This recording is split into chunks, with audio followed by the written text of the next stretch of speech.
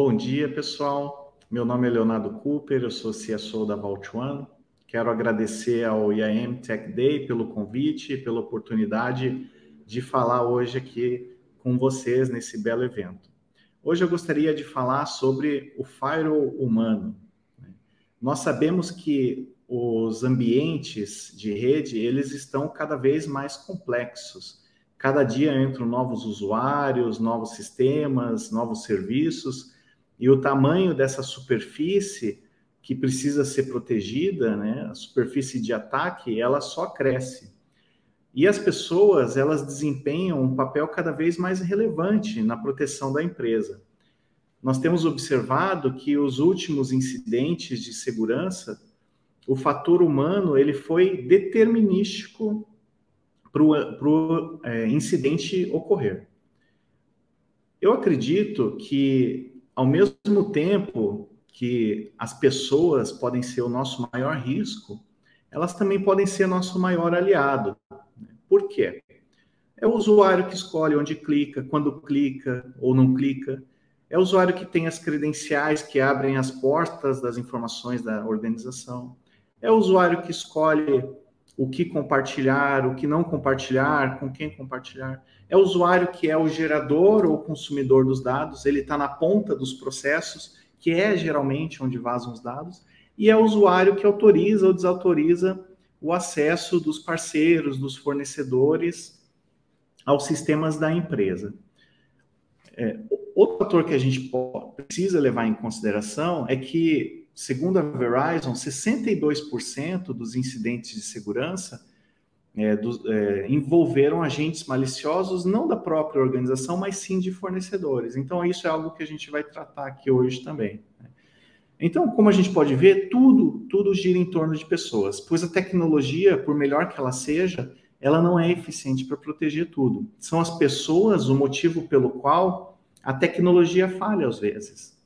Eu gostaria de aprofundar um pouco nesse estudo hoje e entender como é que a gente pode transformar as pessoas na nossa maior linha de defesa. Para transformar as pessoas nos nossos aliados, primeiro a gente precisa entender como a natureza humana funciona. Muitas organizações assumem que os funcionários quebram os protocolos de segurança porque eles têm intenção maliciosas ou não conhecem as regras. Mas, na verdade, o fato é que a maioria dos funcionários não cumprem com as políticas de segurança por causa de dois fatores da própria natureza humana: a conveniência ou a preguiça e o estresse, que são intrínsecos da natureza humana. Todos nós temos energia limitada e várias tarefas para fazer todos os dias. Quando se trata de tomada de decisão, o ser humano ele tende a seguir o caminho mais fácil e mais conveniente, de modo a preservar essa energia. Ou seja, em outras palavras, é menos provável que os funcionários sigam as políticas de segurança se essa política impedir ele de realizar o seu trabalho com eficiência. Um outro fator que a gente precisa considerar da natureza humana é o estresse.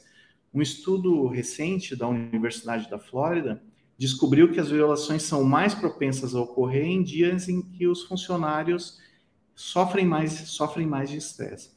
Seja por exigência familiar, que muitas vezes entra em conflito com o trabalho, né? Principalmente com o trabalho remoto, né? A pessoa está trabalhando ali dentro de casa, junto com todas as exigências que a família exige. Seja o medo da segurança no emprego, né? Medo de perder emprego, exigências da própria organização e seguir as políticas de segurança cibernética, que muitas vezes fazem com que os usuários não se sintam protegidos e sim se sintam monitorados. Isso eleva o nível de estresse e, consequentemente, pode levar o usuário a tomar decisões erradas. E como a gente sabe, a segurança, muitas vezes, ela pode ser um pouco inconveniente, né? O problema é que essa mentalidade da conveniência, da zona de conforto, ele pode criar ou até mesmo alimentar esses camaleões para a segurança, né? O que são esses camaleões? Esses camaleões são aqueles servidores esquecidos, aquelas senhas altamente distribuídas, aquelas regras de firewall afrouxadas, aqueles sistemas que não estão atualizados, e assim vai. Ao mesmo tempo que a segurança ela não pode ser extremamente inconveniente, né? Porque isso pode forçar com que as pessoas passem por cima dos sistemas seguros para acharem atalhos. Então, se a segurança for muito inconveniente, vai fazer com que as pessoas achem atalhos, né? E isso vale não só para os usuários, mas acontece também com os gestores de segurança e assim vai. Portanto, um dos fatores mais importantes quando nós quisermos implementar o nosso firewall humano é levar em consideração a experiência do usuário. Quem não leva em conta a experiência do usuário não vai conseguir fazer com que as pessoas se tornem os seus aliados. E isso vai levar para que aconteça o principal vetor de ataque, né? Que são os humanos, né? Seja através de erros induzidos, né, por agentes maliciosos, seja através do uso indevido dos recursos da empresa, ou seja através de ataques sociais. Um relatório da Verizon levantou que 82% dos incidentes de segurança envolvem o fator humano. Vamos pegar o caso do Uber recente, né, como exemplo. Como é que aconteceu a falha de segurança nesse caso, né? Um contratado da empresa teve o seu dispositivo, né, o seu notebook hackeado, né, infectado por um malware, na verdade, e isso fez com que as credenciais dele ficassem expostas na Dark Web. É muito provável que o invasor ele tenha entrado na Dark Web e comprado a sua credencial corporativa do Uber, né? E aí o invasor começou a tentar fazer repetidos logins na conta desse usuário. Mas cada vez que ele tentava fazer um login, o usuário recebia uma solicitação para aprovação do login de 2 fatores, né? E o usuário inicialmente estava bloqueando todas essas solicitações. Eventualmente, o usuário aceitou, né? E o invasor fez o login com sucesso. Agora, por que ele aceitou? Talvez ele estava fazendo um login no mesmo momento do invasor, ou talvez ele estava estressado e não prestou atenção e acabou aceitando. Então, nesse caso, a falha humana aconteceu antes da falha sistêmica, o que é muito, muito comum. Tá? A segurança, ela é um trabalho de equipe, ela não é um trabalho de uma pessoa ou um departamento só. A segurança é como se fosse um encanamento com muitas e muitas junções, né? Onde cada parte dessa junção é uma pessoa ou um departamento.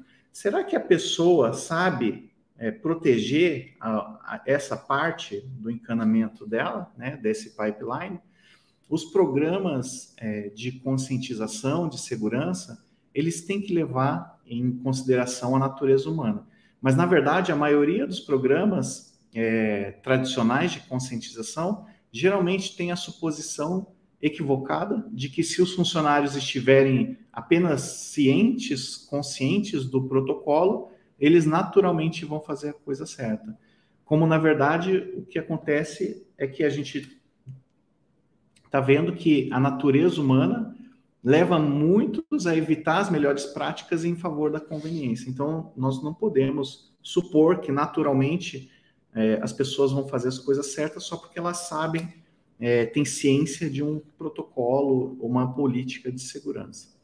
Para mudar essa mentalidade, é necessário que a liderança não apenas informe os funcionários sobre as regras de segurança, mas também explique por que essas regras são importantes para os indivíduos e para a empresa. A pessoa, ela precisa ter uma visão do pipeline como um todo, né? O papel que ela tem para proteger esse pipeline. Uma vez que os colaboradores entendem o papel que eles têm para manter a organização segura, eles vão ter mais incentivos para seguir os protocolos. Então, quando a gente fala de gestão, né, de segurança, a gente tem que fazer uma gestão de segurança por contexto e não por controle, né?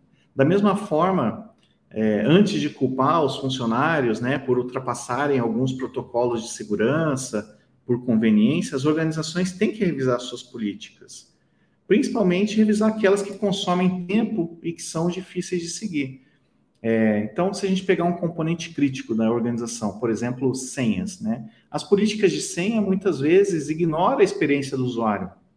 Um requisito para criar uma senha forte, exclusiva, redefinir ela a cada 90 dias, ele é muito exigente e ineficaz se você deixar isso na mão do usuário, sem apoiá-lo, né, com um gerenciador de senhas da organização ou algo nesse sentido. Então, além da tecnologia, um outro ponto importante para se preocupar é a cultura de uma empresa, né, que pode ser moldada aí pela pressão social que o colaborador sofre dentro da empresa. Então, por exemplo, se todos os gerentes da empresa fazem o logout dos seus computadores antes de sair da sua mesa, né, é muito mais provável que o funcionário faça o mesmo, né, sem ele ser explicitamente instruído a fazer isso. Então, ele aprende pelo exemplo. Então, agora, eu quero falar de 4 pontos importantes que a gente tem que levar em consideração quando nós formos criar esse firewall humano. Eu quero trazer 4 temas para ser levado em consideração. Depois disso, eu ainda vou passar um passo a passo ali de como começar ou melhorar a implementação do teu firewall humano. Então, o primeiro tema que eu quero trazer é a experiência do usuário. Nenhum programa de conscientização, nenhuma política, nenhuma ferramenta, ela vai ser boa o suficiente se ela não levar em consideração a experiência do usuário. Muitas vezes a gente pensa nas ferramentas mais seguras, mas a gente ignora o que o usuário pensa disso. Muitas vezes nós somos muito técnicos e menos humanos. Então, eu fiz um checklist aqui, né, para qualquer esforço de implementar segurança que envolva o usuário. São coisas que vocês têm que levar em consideração. Então, primeiro ponto, levar as pessoas a tomarem boas decisões, independente do conhecimento. Como? Como é que a gente faz isso? Bom, desenhando fluxos seguros de trabalho, né? Então, por exemplo, um funcionário ele recebe uma mensagem de um colega, né, um colaborador da empresa, para passar um código MFA ou uma senha de um servidor, por exemplo, né? Então, o que seria um fluxo seguro nesse caso? Ele não ter a senha desse servidor, né? Isso já seria um fluxo seguro, né? Ou ele não ter que receber os códigos MFA no celular pessoal. Ou, por exemplo, ele ter um token físico de acesso. Então, são coisas que a gente pode pensar que evitariam o usuário a tomar más decisões, né? Outro ponto, incentivo para tomar as melhores decisões, né? Então, por exemplo, o caminho mais fácil para fazer o checkout de uma senha, ele tem que ser pelo gerenciador de senhas da empresa. Ou seja, o esforço para o usuário conectar num servidor ou conectar num website, ele tem que ser menor pelo gerenciador de senhas do que por conta própria. Dessa maneira, a gente está incentivando ele, diminuindo o esforço que ele teria para executar o trabalho dele com eficiência. Outro ponto, deixar as interfaces de segurança perto do usuário para melhorar comportamento. E quando eu falo interface, eu não estou falando apenas de interface de sistemas, tá? Mas de interfaces humanas também.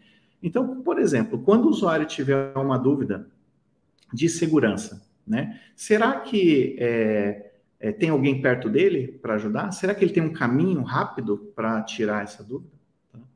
Outro ponto para levar em consideração no processo, na experiência do usuário. Analisar as estatísticas para determinar onde os usuários estão falhando. Então, coletar dados estatísticos é uma das melhores formas de ter uma melhoria de processo, né? Por exemplo, você sabe na tua organização quantas senhas são compartilhadas, o canal por onde elas são compartilhadas, quantas chaves de VPN você tem, se essas chaves estão com usuários que ainda trabalham na empresa ou se estão com ex-funcionários, quantos usuários clicam em links inseguros, e assim vai. Então, tem infinitas estatísticas aí que vocês podem extrair da organização de vocês. Outro ponto para melhorar a experiência do usuário, determinar as permissões e acessos para prover ou reduzir, tá? Eu vou contar uma coisa que eu aprendi nesses anos todos aí, em relação a isso. o usuário comum, ele não gosta de ter permissão demais, né? E nem de menos, né? Ele não gosta de ter permissão demais porque isso vai deixar ele inseguro e estressado e com medo de errar. E ele também não gosta de permissão de menos porque isso não vai deixar com que ele faça o trabalho dele com eficiência. Então, o usuário ele tem que ter as permissões adequadas, tá? Menores possíveis, mas desde que isso não afete a execução do trabalho dele com eficiência. E um outro ponto é a melhoria do processo através de feedback, né? Então, você tem que ter conversas com seus usuários e saber o que eles pensam sobre os seus processos e suas políticas de segurança, né? Porque isso afeta a vida deles diariamente. Então,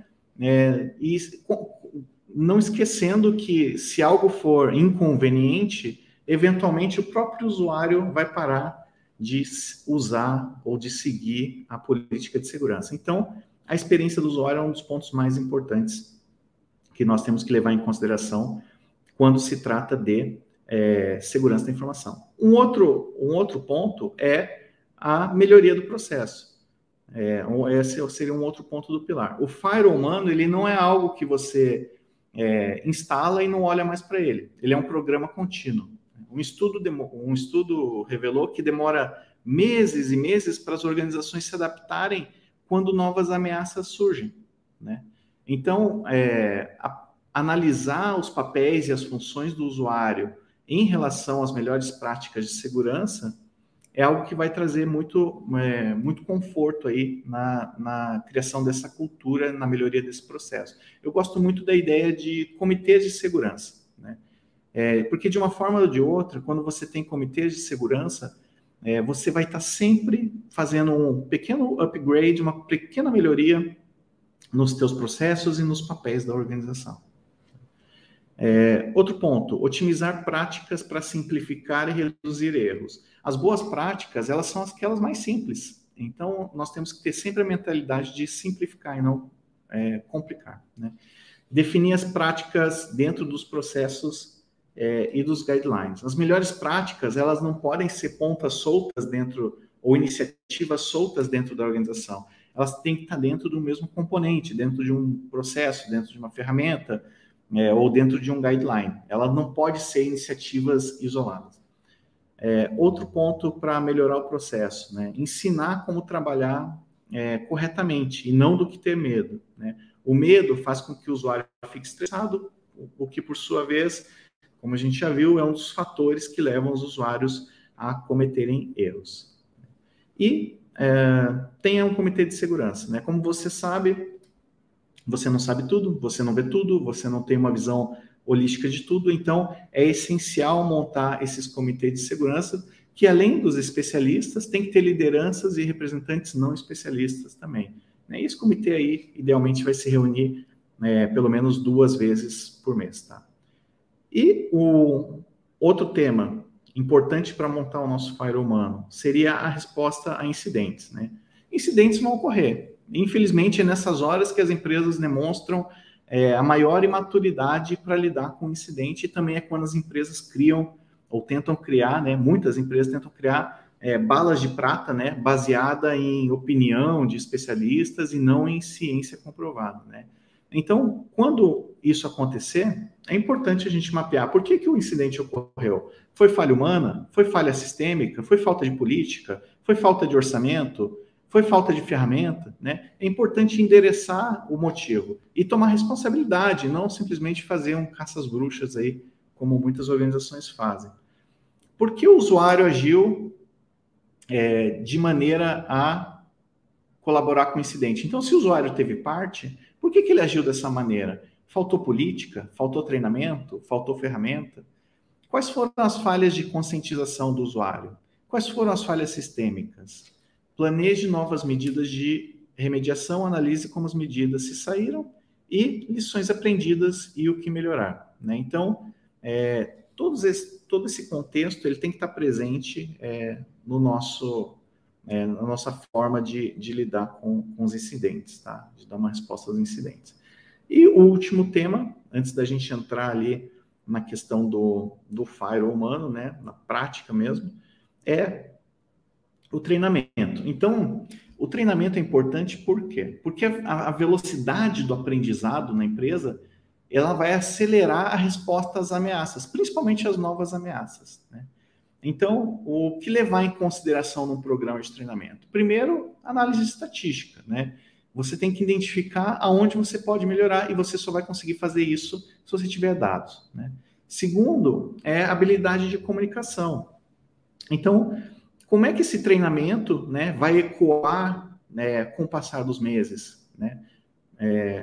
Com o passar do tempo. As empresas, elas têm uma rotação muito alta de funcionários, de colaboradores, né? Idealmente, você quer criar uma cultura de segurança dentro da organização, de tal modo que as pessoas novas que entram já entram absorvidos por dentro dessa cultura, né? Tem que avaliar se os treinamentos são para todas as funções e dá para fazer vários treinamentos para todas as funções e não confiar apenas em certificações e fazer simulação. Então, não achar que a pessoa fez um treinamento lá de algumas horas, ela está pronta para proteger a empresa, né? Isso é um trabalho constante, é uma melhoria constante que nós temos que nos preocupar, tá? Então, uma forma de fazer isso é fazendo simulações mesmo. Tá? Então, como avaliar, como iniciar o seu firewall humano dentro da sua organização, né? Eu separei aqui quatro temas, né? Para você iniciar o teu firewall humano, caso você ainda não tenha iniciado, ou melhorar, caso você já tenha, tá? Então, o primeiro ponto é estabelecer equipes de segurança da informação. De um modo geral, você vai precisar de 2 equipes de segurança da informação. Uma equipe executiva e uma equipe número 2, que seria a equipe de segurança multifuncional. O papel da equipe executiva é estabelecer a missão, os objetivos, as metas do programa. E essa equipe, geralmente, ela é composta por executivos de nível mais sênior, tá? Essa equipe que também é responsável por definir as políticas de segurança da empresa, estabelecer os limites de risco que a organização tem, né, e os limites do risco que ela pode tomar, né, obter orçamento para o programa, né, e criar a segunda equipe, que seria a equipe multifuncional. Já essa equipe número 2, que é a equipe multifuncional, ela pode ser composta de várias subequipes, né? Blue Team, Red Team, DevOpsSec, IT, e assim por diante, né? E é essa equipe 2 que ela é responsável pelas operações diárias da segurança, que inclui o quê? A gestão de ativos, a avaliação de ameaças e de vulnerabilidades, a gestão do risco, a execução das políticas definidas, o estabelecimento de novos procedimentos, novos controles, a realização de auditoria, de treinamento, né, e assim vai, né? Então, esse é o passo 1. Passo 2, crie um plano de gerenciamento de incidentes e de recuperação de desastres, né? Alguns exemplos de incidentes são violização de segurança, perda dos ativos, né? Perda de ativos de TI principalmente, exclusão de dados críticos, falta de energia. Então, um bom plano de resposta para esses incidentes vai identificar o que precisa ser feito, né, para os incidentes mais comuns.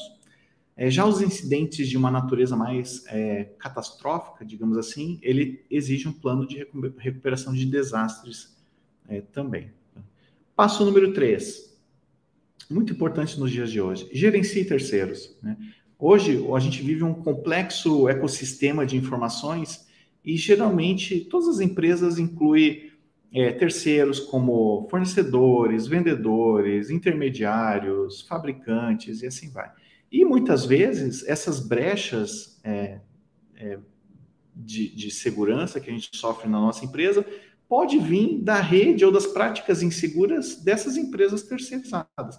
Então, um bom ponto de partida aqui é você fazer uma lista de todos os terceiros que vocês têm, que a tua empresa interage, certo?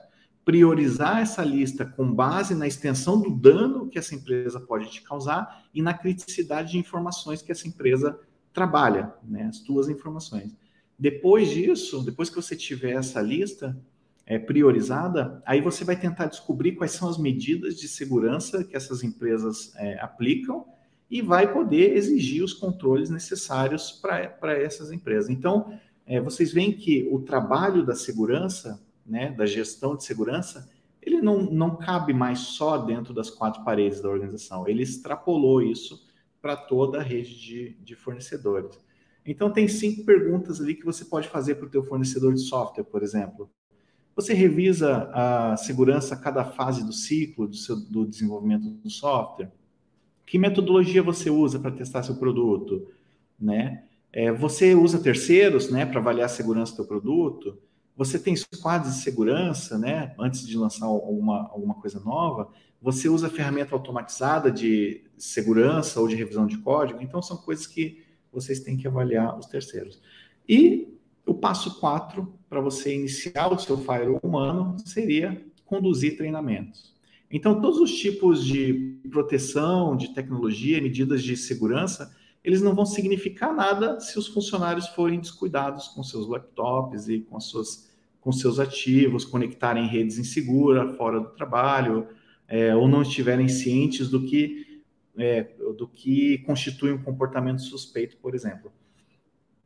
Os ativos, então, eles têm que ser categorizados em níveis de importância com base nas informações neles contidas e no custo para a empresa se esse ativo for comprometido. Né? Então, tudo isso tem que ser incluído ali no teu treinamento. Né? A segurança da informação ela não é uma preocupação só da área de segurança, ela tem que ser uma preocupação de toda a empresa, do board até o último funcionário da empresa. Tá?